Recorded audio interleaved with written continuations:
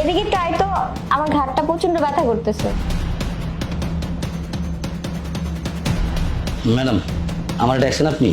হ্যাঁ, আমার ঘাড়টা প্রচন্ড ব্যথা করতেছে, একটু ঘাড়টা টিপে দে তো। এইটা আপনি কি কন? আমি আপনার গার মেসেজ করে দেবো। দেখেন ম্যাডাম, এটা সম্ভব না। তোকে দিতে বলছি মানে দে।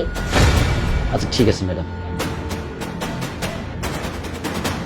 ম্যাডাম, ভালো লাগতেছে? আমার একটা পার্লার ছিল, মেসেজ পার্লার। অনেক সুন্দর করে মেসেজ করে দিলে অনেকে খুশি হতো। এই হারামজাদা, তোর সাহস কত বড়! ছোট লোকের বাচ্চা, তুই চাকর হয়ে চাকরের মতো থাকবি। আজকে যখন আমি তোকে গার্মেন্টসের কথা বললাম, তুই আমার দিকে বাজে নজরে তাকালি। ছি, তোর কাছে এটা আশা করিনি। আরে তোর সাহেব তো তোকে অনেক ভালোবেসে এই বাড়িতে নিয়ে আসছে। ম্যাডাম, আপনি তো আমার কইলেন আপনাকে মেসেজ করে দিতে, আবার আপনি আমার থাপ্পড় মারতেছেন কেন ম্যাডাম? আমরা গরিব চাকর, এর লেগে? এই কি হচ্ছে এখানে? তুমি যাকে ভালোবেসে এই বাড়িতে নিয়ে আসছো না, সে আমার দিকে বাজে নজরে তাকিয়েছে। কি কি বলছো তুমি এসব? ওর এত বড় সাহস হয় কি করে? এই তুই চাকর হয়ে আমার ওয়াইফের গায়ে হাত দিচ্ছিস? তোর এই হাত আজকে দান, আপনি অনেক পারেন সেটা আমি জানি, কিন্তু পারতে পারতে কোন জায়গাতে ঠেকছেন তা আপনি জানেন না। জানেন স্যার, আমরা গরিব, আমরা অসহায়, কিন্তু গরিব অসহায় হলে তো আমাদের কর্ম করতে হয়। আমার স্ত্রী আপনার অফিসে চাকরি করে, পিয়ন পোস্টে। এই এই এই তুই তুই এসব কি বলছিস? এসব তুই কি বলছিস? হ্যাঁ, পিয়ন পোস্টে কাজ করে, তাকে নিয়ে যে আপনি প্রত্যেকটা দিন খারাপ খারাপ ব্যবহার, খারাপ আচরণ করেন, একটা বারও আপনার লাগে না? কি অপরাধ স্যার, কি অপরাধ আমাদের? আমার স্ত্রী প্রত্যেকটা দিন বাসায় এসে বলে, আমি আর ওই যাবো না, আমি আর কাজকর্ম করবো না, তুমি পারলে বাসায় থেকে ভাত খবর দিবা, না পারলে আমাকে ডিভোর্স দাও। তখন আমি তাকে জিজ্ঞেস করলাম, কেন কি হয়েছে? তো আমাদের অফিসে যে বসটা আছে, সে কোন নজরে তাকায়, প্রত্যেকটা দিন হাতটা ধরে টানে, খারাপ করে অফার করে। তাই আমি আপনার সাথে ভাও দিয়া আপনার বাড়ির চাকরের বেশি আইসা আপনার বউয়ের সাথে আমি খারাপ ব্যবহার করছি। খারাপ ব্যবহার কেন জানেন? যেমন আমার স্ত্রীর গায়ে হাত দেওয়ার পরে আমার কলিজায় লাগছে, তেমন আপনারও বোঝানোর জন্য আপনার স্ত্রীর গায়ে হাত দিছি যেন আপনার কলিজায় লাগে।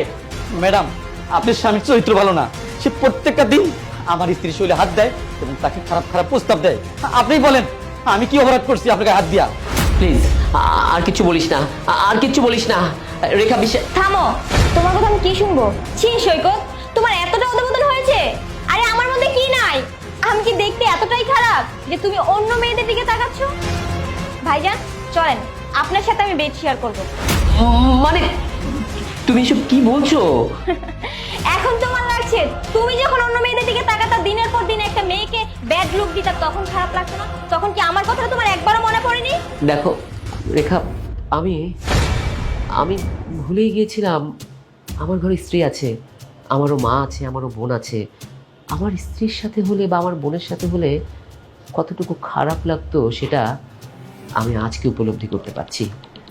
তুমি তুমি আমাকে মাফ করে দাও। আজকের পর থেকে আমি কখনো এই ধরনের আচরণ করবো না। প্লিজ তুমি আমাকে মাফ করে দাও। মাফ কার কাছে চাচ্ছ তুমি? মাফ তুমি আমার কাছে চাচ্ছ? আমার কাছে না, মাফ তুমি ওনার কাছে চাবা, এবং ওনার সাথে ওনার বাড়িতে যে ওনার বোনের কাছে মাফ চাবা। যদি ওরা তোমাকে মাফ করে দেয়, তাহলেই তুমি মাফ চাওয়ার যোগ্য। ভাই, তুমি আমাকে মাফ করে দাও। আজকের পর থেকে আমি আর কখনো কোনো মেয়ের দিকে বাজেভাবে তাকাবো না, সম্মানের সাথে তাকাবো। আর আমি তোমার বাসায় যেতে চাই। তোমার বাসায় গিয়ে তোমার স্ত্রীর কাছে আমি হাত জোর করে ক্ষমা চাইবো। ম্যাডাম, আমি আমার বিচার পেয়ে গেছি, আমার আর বিচার লাগবে না। ম্যাডাম, বলতো আমি করছি, আমি আপনার কাছে জোরাত করে মাফ চাইতেছি, আপনি শরীরে হাত দিছি, এটা আমার ঠিক হয় নাই, আপনি আমারে মাফ করে দিয়েন, আমারে মাফ করেছি। রেখা, প্লিজ তুমি আমাকে মাফ করে দাও।